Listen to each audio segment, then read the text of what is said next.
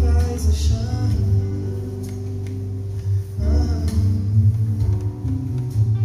Cristo te ama,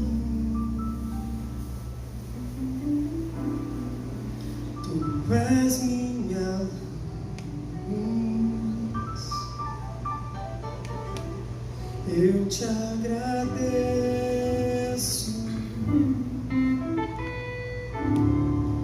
querido Jesus. Aleluia, Senhor. Amém, Senhor.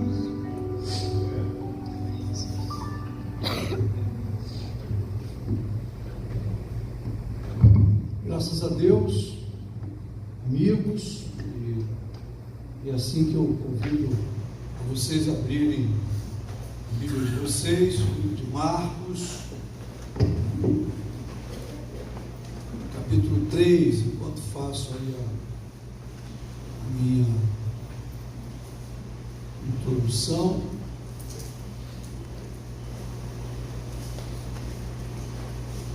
E a gente vive num tempo muito semelhante no tempo de Jesus, quando tange alguns aspectos, não do aspecto tecnológico. Claro que havia algumas limitações no tempo de Jesus e nós temos outras facilidades,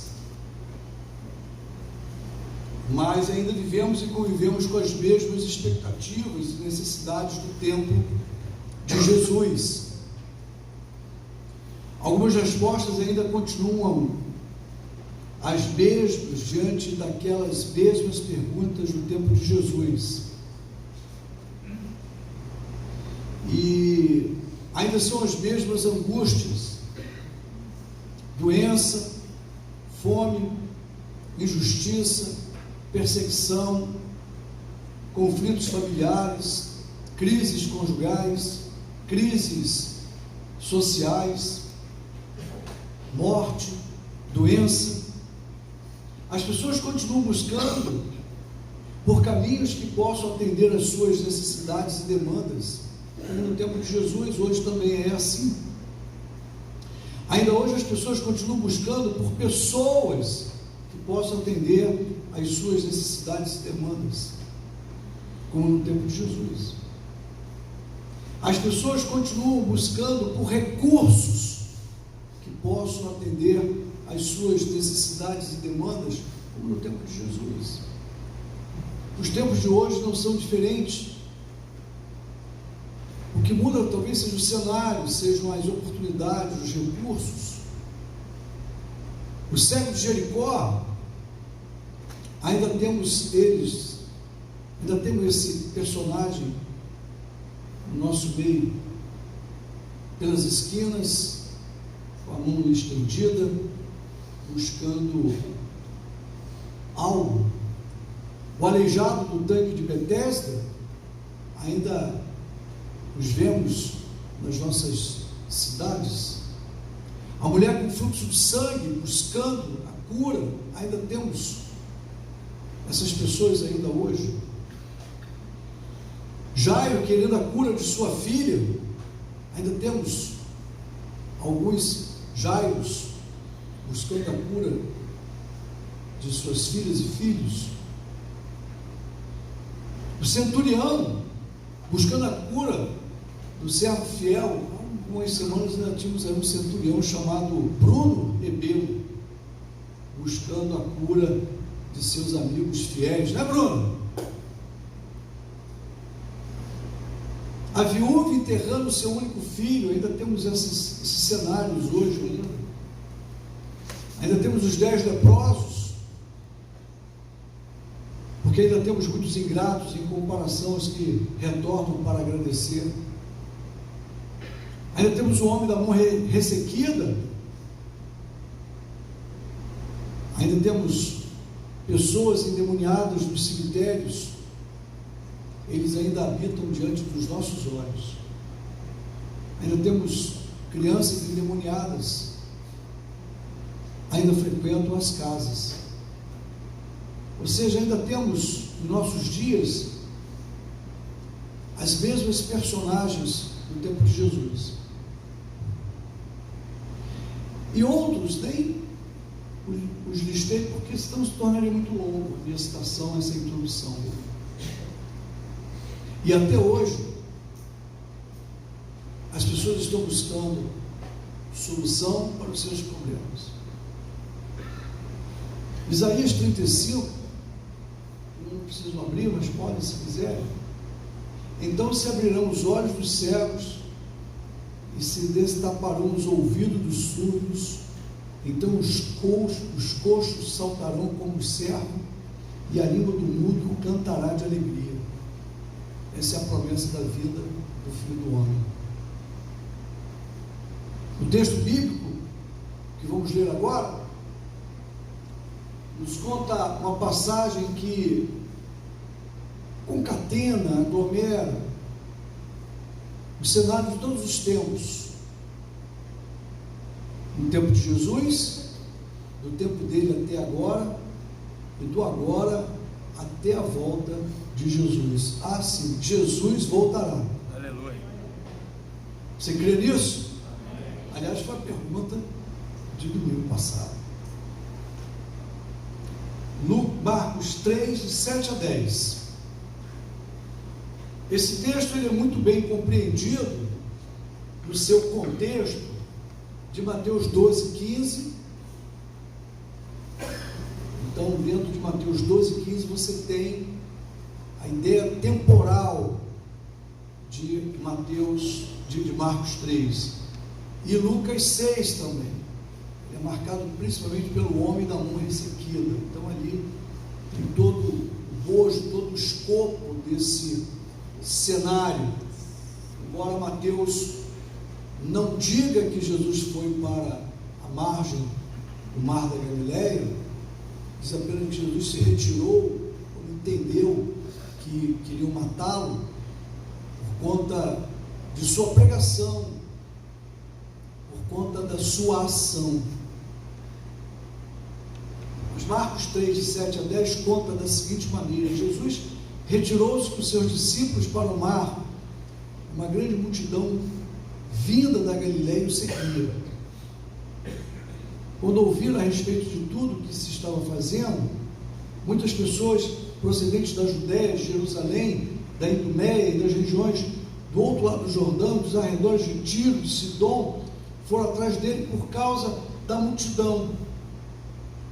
Ele disse aos discípulos que lhe preparasse um pequeno barco para evitar que fosse comprimido, pois ele havia curado muitos, de modo que os que sofriam de doenças ficavam se empurrando para conseguir tocar nele. Eu pedi ao pastor Marcelo que lá do fundo ele possa orar para que essa mensagem fale ao coração dos irmãos.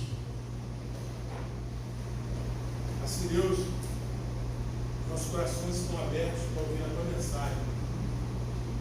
Nos ensina, Senhor, nos ajuda a compreendê-la e aplicá-la em nossas vidas, Deus. Seremos bem-aventurados se assim fizermos. Assim te pedimos, Senhor, abençoa o teu servo, transformação desta, que seja uma bênção para todos nós.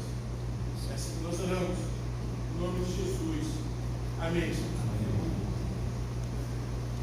Nesse contexto que Jesus está falando sobre a árvore dos frutos, ele cita o milagre de Jonas.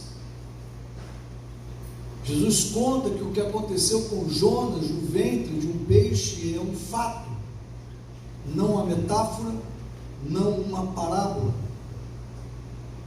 Ele fala como sendo um fato real, dentro desse contexto que nós estamos dentro de Marcos 3. Jesus está aqui com muitos discípulos, não se fixe em 12. Logo em seguida ele sobe ao monte e escolhe dentre deles 12. Ele ainda não fez a escolha de quem serão os 12. Há um grupo que o segue. E depois daquele episódio, Jesus aí fora com sua mãe, e seus irmãos, ele fala: minha mãe e meus irmãos são aqueles que fazem a vontade de meu Pai. É nesse contexto, é nesse período, é nessa perícope do tempo de Jesus. É aí que ele vai falar sobre a parábola do semeador. É aí que ele vai falar que o joio está no meio do trigal. É dentro dessa verdade que ele vai nos preparando, e é dentro desse período para que você possa se colocar. É aqui que ele se declara sendo Senhor do sábado. É aqui que ele enfrenta, talvez mais veementemente, a blasfêmia dos fariseus, citado lá em Lucas 11. É aqui. Mas, quando nós estamos aqui em Marcos 3, a ênfase do texto, logo depois que ele cura o homem que tinha a mão mirrada, ressequida, e que há todo esse cenário de alguns querendo matar Jesus, e que Mateus diz apenas que ele se retirou, Marcos diz não só se retirou, mas ele foi para o mar da Galileia, um lago grande, fosse no mar, não chamava aquilo de açude, o grande açude da Galileia. E apesar dos objetivos claros e definidos de Jesus, que ele veio buscar e salvar o perdido, ele não se opunha às multidões que anônimas, pessoas anônimas, que vinham com doentes, possuídos por demônios, e nem duvido que muitos curiosos. Quem é esse? Quem é ele? Quem é essa nova doutrina? Quem é esse novo filósofo? Quem é esse novo discutidor? Quem é esse que dizem que é profeta? Quem é este a quem João Batista, que ainda está vivo, mas já será decapitado? A esse aqui, Jesus, o próprio João diz: vai lá e pergunte se ele é o Messias. No capítulo 1, verso 16, é a primeira narrativa, não estou dizendo que é a primeira vez, mas é a primeira narrativa bíblica que Jesus anda no entorno do mar da Galileia. Claro que ele deve ter andado outras vezes, mas biblicamente é a primeira narrativa, e ali apenas alguns pescadores o seguem. Começa ali então o seu ministério, logo após ser batizado por João. Ele começa então a chamar pessoas. E a pergunta dessa manhã é se nós ainda hoje queremos ouvir a chamada de Jesus. Porque mesmo depois de ter chamado Pedro, Jesus chama Pedro outras vezes. Não confundir uma chamada para a salvação de uma chamada constante para o serviço, para sair desse caminho, para sair da vida opaca, da vida sem cor. Algumas vezes Pedro foi numa direção em que ele não desejava. Começo essa minha explanação bíblica dizendo que ele nos chamou para a vida eterna. Amém? E escreveu o nosso nome no livro da vida. Glória a Deus. Glória a Deus. Mas ele continua nos chamando constantemente para outras tarefas, porque muitas vezes nós nos distraímos tanto com as coisas que nos envolvem, que nós esquecemos o foco para o qual nós somos chamados. E às vezes ele nos chama, e nos chama de novo, e nos chama para outras coisas, e a gente pensa que é só isso, mas ele quer mais da gente. E quando ele vê que há 2 discípulos se desviando, no caminho de Emaús, ele investe tempo. Eu acho isso fantástico. Para pensar, meus irmãos. Para pensar num negócio desse. Jesus andando 2 léguas, 12, 14 quilômetros, andando pacientemente, com 2 discípulos que, desiludidos, voltaram, e ele vai lá para resgatar de novo, não para uma salvação, mas para que a gente, em sendo salvos, a gente não perca o foco, e a gente não se distraia com coisas domésticas. Lembram de Marta e Maria? Hein, pastorzão? Você sabe quando eu li a primeira vez esse texto, que vocês podem não acreditar, mas eu um dia li a Bíblia pela primeira vez, e eu me identificava com as pessoas. Quando Marta chega assim, Jesus, olha só, presta atenção, eu estou trabalhando aqui, Jesus, tu sabe o que é, numa escassez dessa, eu de repente chega na minha casa um homem com 12 discípulos. Parou para pensar nisso, Karen? Lá no Piauí, lá naquele. Não baixa a cabeça não, pastor Nil, tem? Você sabe o que é seca, não sabe não? Aí chega na tua casa 13. Aquelas casas que a gente conheceu, não estou dizendo que os irmãos moravam assim, mas eu estou apenas desenhando o cenário, fazendo de conta que eu e o pastor Milton somos trabalhando na Juqueira. Estamos na Juqueira já, pastor? Não foi na Juqueira, não. Eu já trabalhei porque eu acompanhava os membros da igreja, né? Bora para a Juqueira, pastor, bora. Quem quer saber o que é a Juqueira, bora para o Maranhão. Um centro lá, uma mata fechada que você tem que abrir, tem que capinar, tem que prepará-la para o plantio. Vocês nunca me viram com o facão na mão, né? Chapéu de palha, camisa de manga comprida, calça, bota. Eu já andei assim também. E chega de repente aquela casa, 13 pessoas, Marta diz, olha, estou aqui, descabelando, fazendo almoço, procurando, e você vai dormir aqui, não vai dormir, e hospedagem, e água porque tem, né? Tem que lavar a mão, tem que lavar o pé, tem que fazer isso. Jesus, eu estou. E Marta, pede Marta aí pede a Maria para vir me ajudar. Eu, quando li a primeira vez, eu disse assim, né? Que você vai lendo, vai pensando, é mesmo, a mulher fica sentada ali, a irmã se matando de trabalhar, tanta coisa para fazer, não é sério?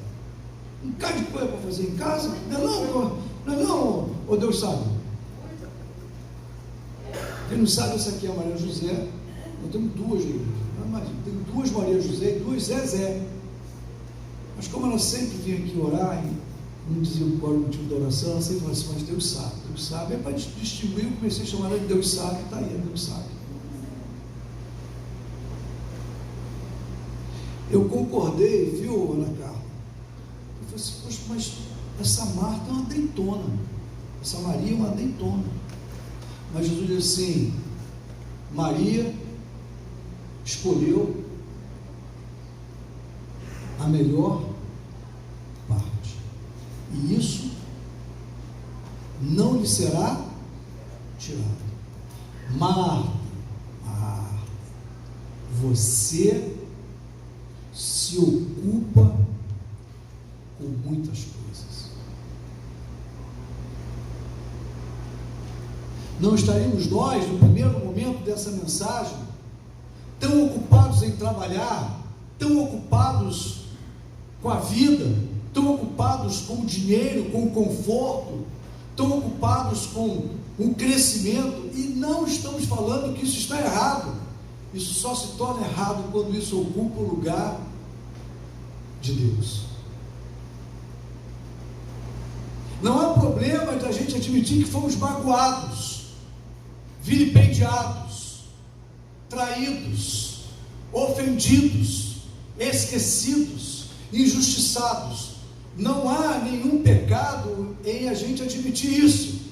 O problema é quando isso nos rouba a alegria de servir ao Senhor. Não há nenhum pecado em admitirmos nossas dores, frustrações, até com Deus. Mas se torna pecado quando essas coisas nos ocupam o direito e o dever de servir a Deus com alegria. No capítulo 2, verso 13, é a segunda narrativa da caminhada de Jesus ali, no mesmo Mar da Galileia, ou Lago de Tiberíades, ou, se fosse maranhense, Açude da Galileia.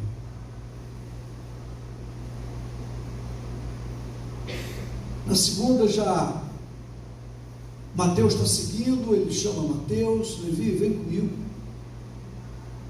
Na segunda já há um grupo de testemunhas com ele, mas agora na terceira narrativa, a sua fama, porque quem lê o contexto vê que ele já curou, ele já expulsou demônio, ele já curou, ele já fez um monte de a notícia se espalhou, caiu lá na rede do WhatsApp e foi embora, arrastava multidões,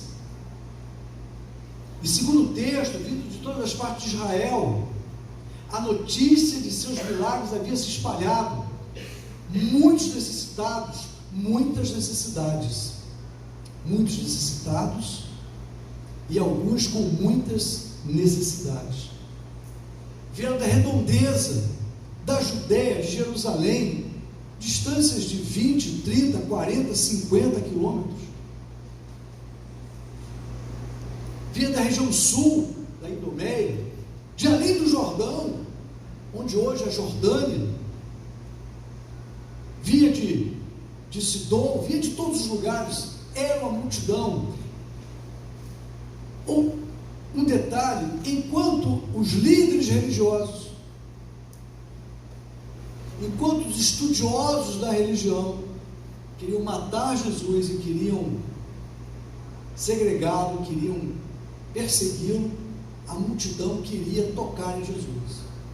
Uns tocar para matar, outros tocar nele para viver. Aí vem a minha segunda pergunta nessa manhã. Você quer Jesus para viver? Ou você quer Jesus para que ele apenas te sirva? Porque os religiosos estão dizendo assim: olha, você não me serve. Eu queria que você me servisse. Eu queria que você prestasse para mim alguma coisa, que você é inteligente, você conhece as Escrituras.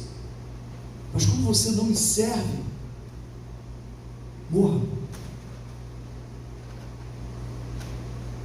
A minha pergunta é: para que queremos Jesus? Queremos Jesus para as nossas curas? Quando estamos em aperto, então buscamos Jesus e o apertamos? Será que condiciono o meu Jesus à saúde do meu filho, da minha esposa, do meu marido, do meu noivo, da minha noiva, ao meu emprego, à minha própria saúde? Eu o condiciono a isso? Será que eu começo então a achar que porque tenho uma doença, então eu estou em pecado, então Deus quer me castigar, Deus quer falar alguma coisa comigo, e Ele usa então a doença para me despertar? É essa a ideia que temos da existência de Deus? Não entendemos que quando nascemos, já nascemos em pecado, e que já nascemos a caminho da morte? Que já dizia a minha avó: quando você nasceu, você começou a morrer. Foi o que disse a minha avó, semi-analfabeta, alfabetizada pelo Morral. E ali com 13, 14 anos, eu comecei a entender que o amanhã não me pertencia. Aprove a Deus que esses dois jovens, eles não são nem feios, né? Vai falar isso para a noiva ali, que são noivas, são namoradas. É isso? Ambas, é isso? Você namora esse? Não? Você é o que dele? Nada? Desculpa. Eu costumo fazer casamento aqui, né? A noiva então é a outra menina aqui. Casa logo, minha filha. Casa logo. Aí, casa. Livramentos. Mas será que nós queremos Deus só para isso?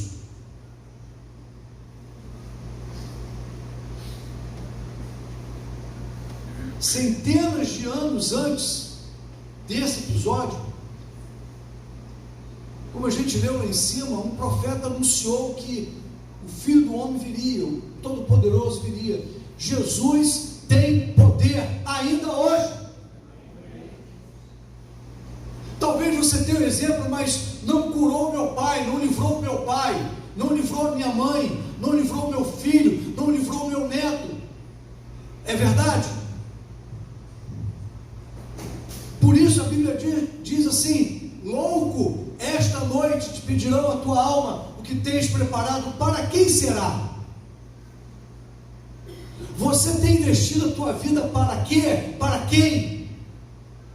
Conversa com aqueles dois rapazes e pergunta o que eles pensaram naquela manhã. Em tudo.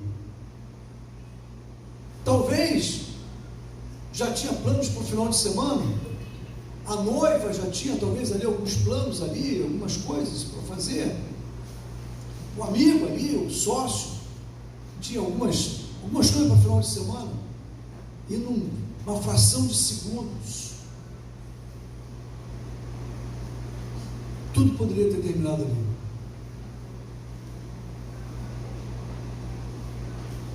Tudo que viveram até agora são as oportunidades da vida, mas é fácil quando a gente aponta para os dois amigos. Mas nós vivemos isso a cada dia,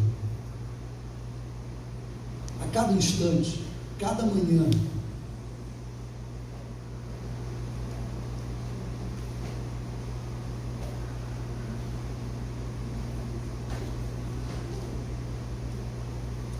Enquanto Jesus viajava e visitava, ele curava, ele alimentava, mas saibam, senhoras e senhores, não era o objetivo de Jesus. Ele muitas vezes deixou algumas partículas de verdades perpétuas. O pobre, sempre os tereis entre vós. Os pobres, eles sempre estarão aí. Sempre destaco, ele não curou a todos.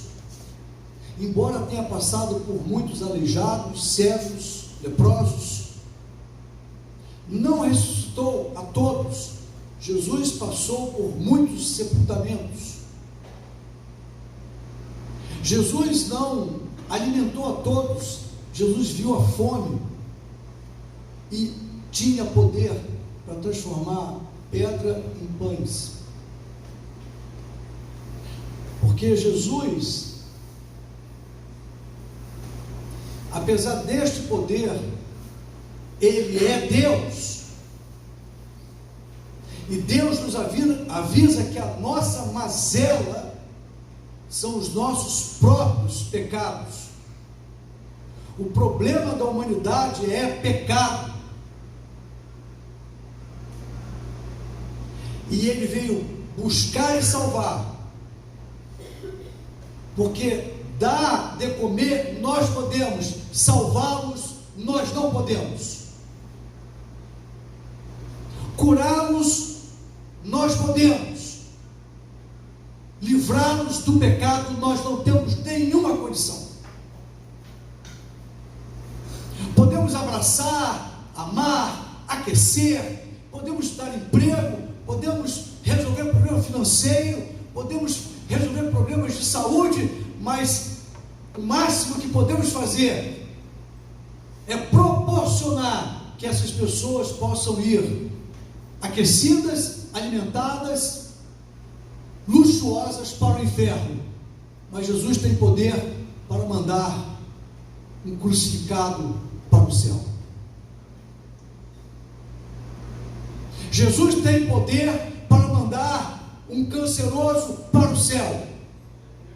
Jesus tem poder para mandar um pobre para o céu. Jesus tem poder para mandar um sofrido para o céu. E nós não temos poder para mandar ninguém para lá, a não ser anunciando o Evangelho de Jesus Cristo. Diz o texto que se arrojavam a Jesus, queriam tocá-lo, e esse termo significa comprimir.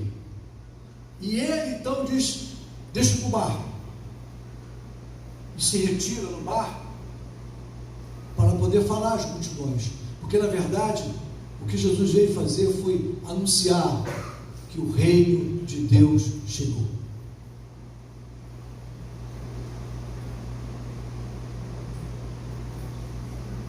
É bem claro no texto que aquelas pessoas queriam cura, como aquela mulher do fluxo de sangue que venceu a multidão: se tão somente eu tocá-lo, eu serei curado.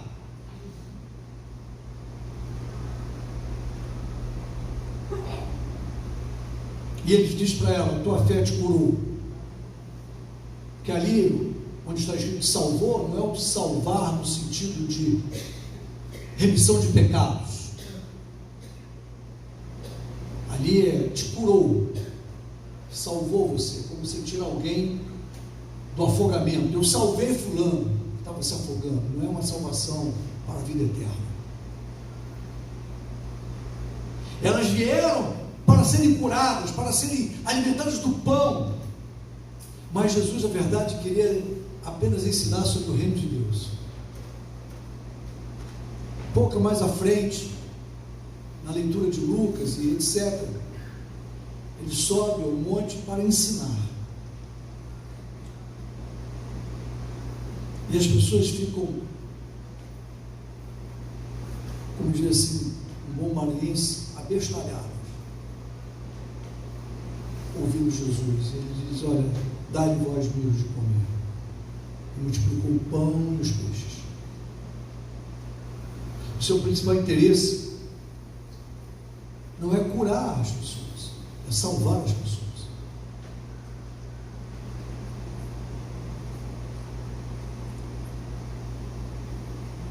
Eu conheci a história do homem que ressuscitou. Ele foi para uma cidade, foi dado morto pelo médico, ele ficou na pedra, chegou o caixão, ficou gélido como um cadáver, levaram para casa, começaram o velório, e segundo as pessoas que conheci, sua irmã orou. Eu conheci a irmã dele,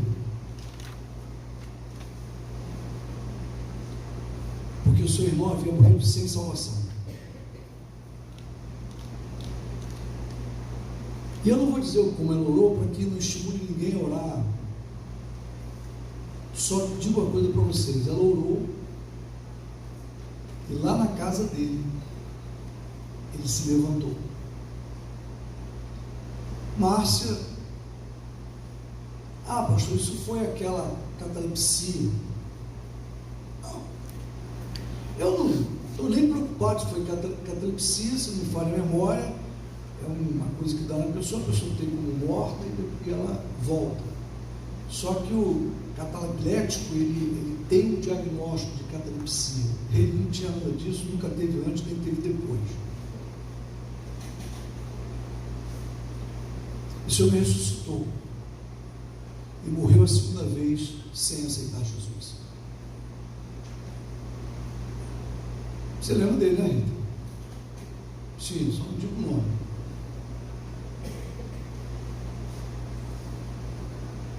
As pessoas querem curas, às vezes, para voltar ao pecado, ao prazer da vida. Não entendem que Jesus veio nos tirar do pecado e o pecado da gente, ou melhor, tirar o pecado da gente e a gente do pecado. Aquele homem eu conheci e convivi com ele 5 anos. falei de Jesus para ele. Mas a ideia de Deus, a ideia de bondade, a ideia de salvação, a ideia era até bem desenhada, era bem articulada, só não tinha fundamento bíblico. E uma das maiores é que eu ressuscitei. Prova quanto Deus me ama e quanto eu tenho comunhão com Deus. Não, você não tem, é por causa do pecado. Poucos querem o Salvador, porque as pessoas querem o curandeiro. O que as pessoas querem, na verdade, é alguém que me seja um cheque especial, um cartão de crédito black, ilimitado, alguém que pague minhas contas, alguém que me cure, um plano de saúde com resgate de helicóptero. O que a gente quer é apenas alguém que me garanta a entrada no condomínio com tudo pago. Me contou uma amiga minha, no laboratório de empresa, o que você sonha?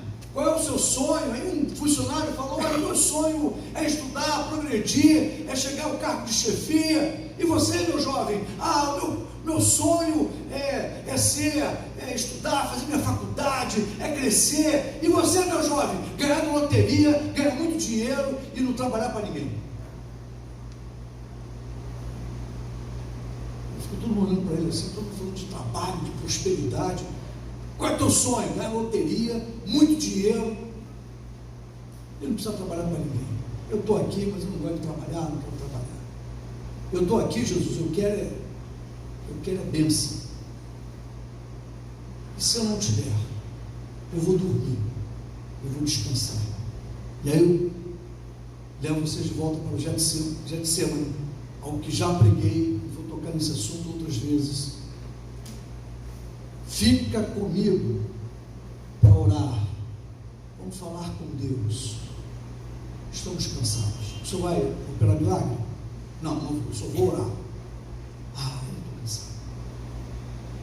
O senhor vai se transfigurar? Quando outra vez, que ele estava cansado, o senhor se transfigurou, apareceu Moisés e Elias, e a gente até cansado, a gente predispôs a fazer tenda para o senhor, para Elias e para Moisés. Não, eu só vou orar. Não, orar, eu vou ficar orando, eu não quero. Tem tempo para vigília, tem tempo para culto de quarta-feira, eu não tenho tempo para esse negócio de orar, não. Estou cansado, tem mais o que fazer. O senhor vai transformar pão, vai multiplicar pão? Não, não quero. Eu vou ganhar o que com isso, Jesus? Vai curar meu filho? Vai curar minha mãe? O senhor vai me curar? O senhor vai me dar prosperidade? O senhor vai me dar uma... O que vai acontecer? O que eu ganho com isso? Nada, a gente só vai orar a Deus. Isso eu não quero. Você quer entregar sua vida para Jesus? E eu ganho o quê? Mais o quê? Eu ganho alguma coisa? Você quer entregar uma oferta? E ele vai multiplicar o meu salário? Não, é só mesmo para chegar até o pessoal da Cristolândia. Não, isso eu não quero.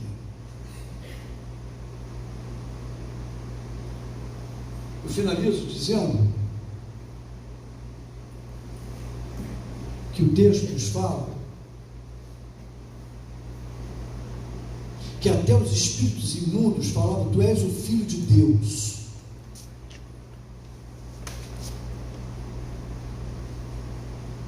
Até os demônios reconheciam que ele era Filho de Deus. O que nos cabe nessa manhã, mediante os milagres que já foram feitos em nossas vidas, e os milagres que ele ainda pode fazer, não há nenhum pecado, não é errado pedir para Deus curar, para Deus fazer, não é. Ele diz assim: pedir e dar-se. Tudo que você pediu ao Pai em meu nome, Ele nos dará, basta que seja a vontade dele. O grande problema é que quando a gente só está ali para pedir, e não fala a frasezinha que foi dita nessa plataforma: eis-me aqui, envia-me a mim. Que Deus possa te abençoar nessa manhã. sabendo que Ele é poderoso para curar, para salvar, para livrar, mas na verdade Ele veio nos chamar para o serviço. Na verdade Ele veio nos chamar para pregar o Evangelho, veio nos chamar para sermos bênção na vida de outras pessoas, para levar esperança, levar palavra, entrar no hospital e dizer assim: Ele tem poder para curar. Amém? Ele tem poder para ressuscitar mortos. Ele tem poder. Não há nenhum problema nisso. Mas a questão é: nos livra, nos salva, nos resgata, para que nós sejamos instrumentos para alcançar outros. E por isso essa igreja está comprometida com a pregação do Evangelho e com tudo que se chama Palavra de Deus. Vamos ficar em pé?